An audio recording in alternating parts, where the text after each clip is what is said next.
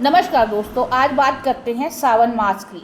सावन मास जो है 2025 11 तारीख से स्टार्ट होने जा रहा है। इसमें जो 14 तारीख से व्रत की परंपरा है वो स्टार्ट हो जाएगी। सोमवार के व्रत जो हैं वो इस महीने के रखे जाएंगे। कहा जाता है कि जो सावन के सोमवार के व्रत रखता है, भोलेनाथ इतने खुश हो जाते हैं उस प्राणी से कि उसकी हर मनोकामना को पूर्ण करते हैं। लड़कियां वैसे भी 16 सोमवार के व्रत रखती हैं ताकि उनको योग्य वर मिल सके। सावन का महीना क्यों इम्पॉर्टेंट है? माना जाता है कि इसी महीने के अंदर सागर मंथन हुआ था, जिसकी वजह से जहाँ से विष पैदा हुआ, जहाँ से विष निकला और भगवान शिव ने उस विष को धारण किया और बरसात हुई, क्योंकि इसी में उस विष के प्रभाव को कम किया गया ताकि भोलेनाथ के ऊपर जो जहर का प्रभाव है वो कम हो सके। दूसरी चीज़, शिव और पार्वती की विवाह की भी कथा इस महीने में सुनी जाती है।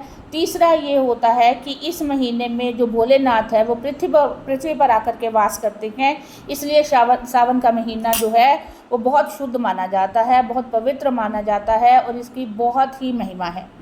कांवड़िए भी गंगा जल ला करके शिव जी का स्नान कराते हैं। बोला जाता है कि गंगा के स्नान से ही भोलेनाथ के जो विष का प्रभाव था वो कम होना शुरू हुआ था, तो तब से कांवड़ियों की भी परंपरा जो है वो चली आ रही है।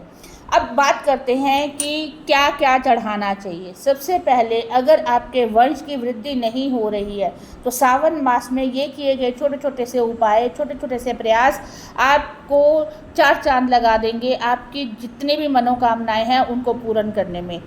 कैसे? जैसे जौ चढ़ाने से वंश की वृद्धि होती है, दही चढ़ाने से आपके मन की शांति होती है, दूध चढ़ाने से आपके धन धान्य की वृद्धि होती है, आपके फूल चढ़ाने से आपके जो जीवन के अंदर कष्ट हैं वो ख़त्म होते हैं। सफ़ेद रंग के पुष्प जो हैं वो चढ़ाने चाहिए शिवलिंग के ऊपर, तो आपके जितनी जीवन में मधुरता है वो आनी शुरू हो जाती है, कटुता का नाश होता है। शादी नहीं हो रही है तो भी आप क्या करें कि दूध का अर्पण करें और दही का अर्पण करें, जिससे आपकी शादी जो है वो जल्दी हो सकेगी।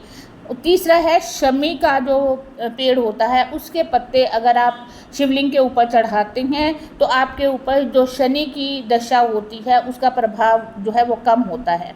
सफ़ेद माखन और अनार के दानों से जो शिवलिंग का श्रृंगार करते हैं या उनके ऊपर चढ़ाते हैं तो उनके घर के अंदर सुख, शांति, धन धान्य और हेल्थ को लेकर जितने भी इश्यूज़ होते हैं वो सब खत्म होते हैं। तो ये छोटे छोटे से प्रयास कीजिए और अपने जीवन को खुशहाल बनाइए।